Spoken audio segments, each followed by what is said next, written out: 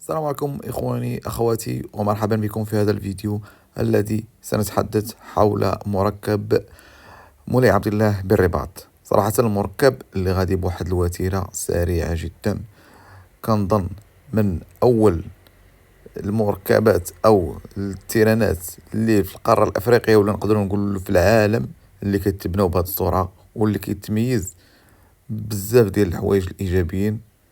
منهم يعني حتى الموقع ديالو في مدينة الرباط، حتى يعني محطة القطار الجديدة اللي كتصايب حداه، محطة حي الرياض، ولا حتى المميز ديالو أيضا هذا الباركينغ الكبير اللي غيكون بواحد الطريقة ذكية وسلسة، واللي كيوفر العديد من الأماكن لركن السيارات قريب من الملعب، يعني تحت أرضي، ما غيكونش داك المنظر العشوائي ديال السيارات.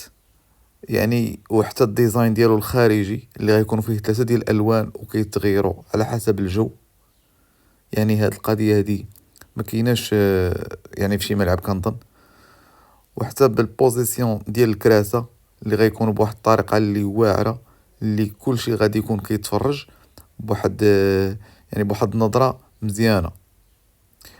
ايضا عاوتاني هاد القنطره هادي اللي داروها غادي تكون كتقطع، يعني تقطع بها من الجهه، يعني كتقطع السكة ديال القطار وحتى الطريق وبطريقة سلسة.